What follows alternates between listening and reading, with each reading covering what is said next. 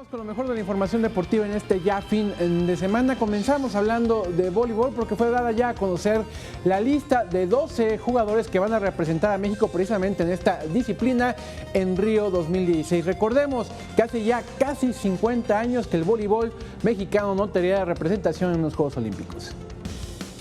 México dio a conocer a la planilla de 12 jugadores que tomará parte en el torneo de voleibol de sala de los Juegos Olímpicos de Río 2016, a donde regresa luego de 48 años de ausencia y en espera de superar la primera ronda. El entrenador del representativo nacional, Jorge Azair, eligió a sus jugadores luego de un largo proceso de evaluación que incluyó eventos de talla internacional como la Copa Panamericana y 2 etapas de la Liga Mundial, de tal manera que los que irán a Río 2016 son el capitán Carlos Fernando Guerra, además de Daniel Vargas, Jesús Rangel, Pedro Rangel, Jorge Barajas, Tomás Aguilera, Néstor Orellana, Gonzalo Ruiz, Jorge Quiñones, Samuel Córdoba, José Martínez y Jesús Perales. México quedó ubicado en el sector A y se medirá a Brasil, número 1 del ranking mundial. Canadá ubicado en el puesto 12, Francia 11 del mundo, Italia en el cuarto lugar y Estados Unidos en el quinto peldaño.